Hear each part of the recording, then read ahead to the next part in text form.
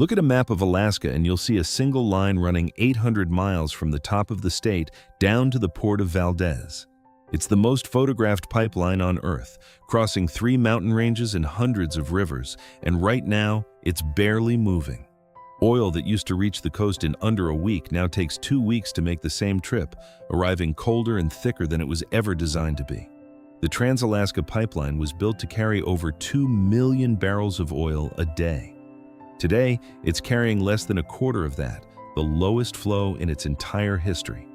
And underneath the frozen ground it crosses, there's still an estimated 14 billion barrels of oil sitting there, confirmed, mapped, and almost untouched.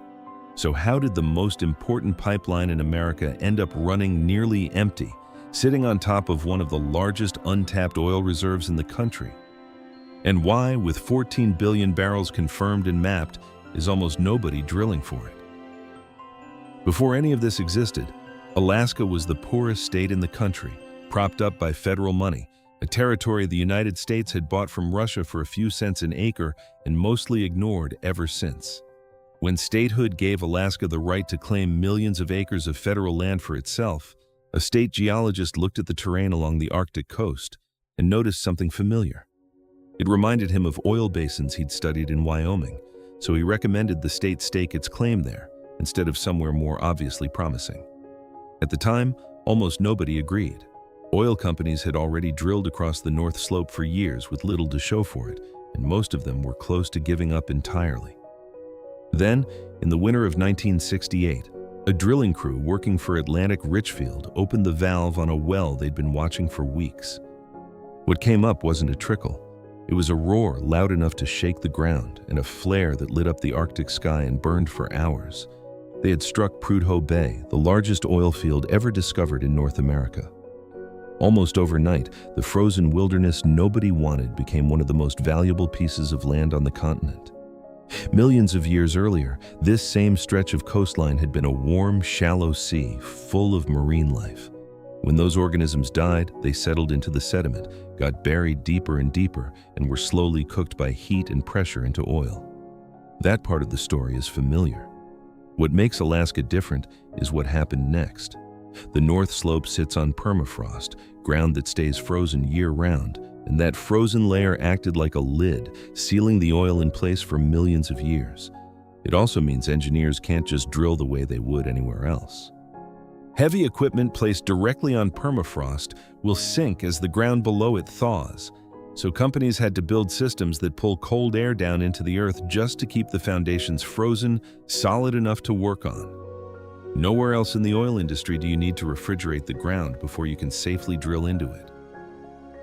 Once Prudhoe Bay was confirmed, Alaska turned into a construction site unlike anything the industry had attempted before. There were no roads out there, no permanent infrastructure, just frozen wilderness stretching in every direction. Engineers floated genuinely strange ideas before settling on a pipeline. Massive cargo aircraft to fly the oil out, even submarines to move it beneath the Arctic ice. Both were dropped in favor of something more direct. Building the pipeline itself took 3 years and tens of thousands of workers, crossing 3 mountain ranges and hundreds of rivers and streams in one of the most remote places on the planet, at a cost that would run into the tens of billions of dollars in today's money. Entire camps sprang up along the route just to house the crews, in a landscape that had no roads leading to it before construction began. More than half of it had to be built above ground on raised supports, since burying a hot oil pipeline directly in permafrost would have melted the ground it depended on. By 1988, oil was moving through it at over 2 million barrels a day, and Alaska had transformed almost overnight. Oil money eliminated the state income tax, and thanks to a fund set up specifically to hold on to some of that wealth, every resident began receiving an annual check just for living there, a dividend that still gets paid out every year, decades after the boom that funded it first began slowing down. That peak didn't last. Prudhoe Bay and the fields around it have been in decline for well over 3 decades. In 1988, the pipeline was carrying over 2 million barrels a day. By last year, that number had fallen to under 500,000, an all-time low since the pipeline first opened, moved through just a handful of the original pump stations that once kept the line running at full strength. Major oil companies have been walking away for years. BP sold off its entire Alaska operation, ExxonMobil scaled back its stake too, and the clearest sign of how much things have changed is what happens to the oil itself once it enters the line. In 1988, crude oil made the trip from Prudhoe Bay to Valdez in about 4.5 days. Today, with so much less oil moving through such a large pipe, that same trip takes roughly 2 weeks.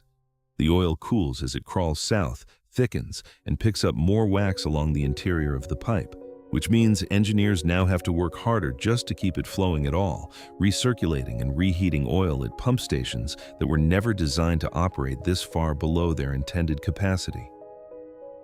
A pipeline built to move enough oil to matter on a global scale now moves so little that its own cargo is its biggest operational threat.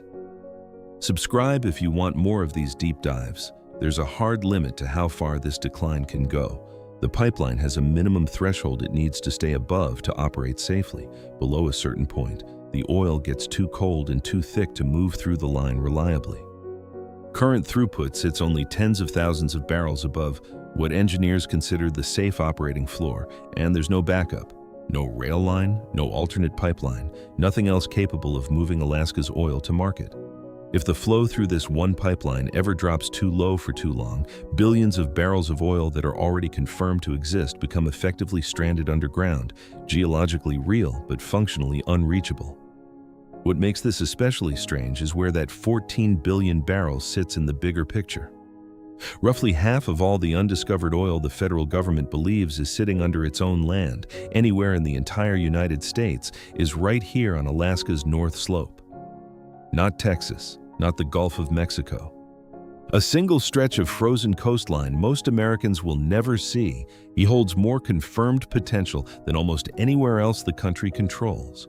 And for years, the one system capable of moving any of it to market has been the thing closest to failing. For most of the last decade, that decline looked irreversible. But something has started to shift. A new development called the Pikka project on state land near existing North Slope infrastructure reached first production earlier this year, more than a decade after the discovery well that made it possible, and it's already ramping up toward 80,000 barrels a day. Nearby, the Willow project is under construction, expected to add several 100,000 additional barrels a day once it comes fully online later this decade.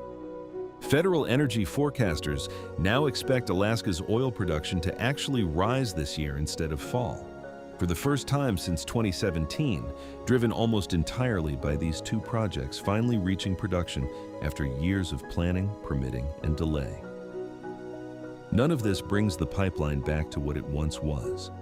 Even with both projects running at full capacity, total throughput would still sit well below what the line was originally built to carry. But it may be enough to pull the pipeline back from the edge of its minimum threshold, ease the pressure on the pump stations straining to keep the oil moving, and buy Alaska's oil industry more time to figure out what comes next. 14 billion barrels is still sitting under that frozen ground either way. It has been there for tens of millions of years, sealed under permafrost that has kept it locked in place since long before Alaska was a state, long before anyone thought to look for it. Every barrel of it is exactly where the USGS says it is, mapped and confirmed the same way Prudhoe Bay was mapped and confirmed back in 1968, waiting on the same kind of infrastructure that took 3 years and thousands of workers to build the first time around. The oil hasn't gone anywhere. The only question that's ever mattered up there is whether the one pipeline built to move it can keep running long enough to get it out, and whether the next generation of North Slope projects can arrive fast enough to keep that question from answering itself.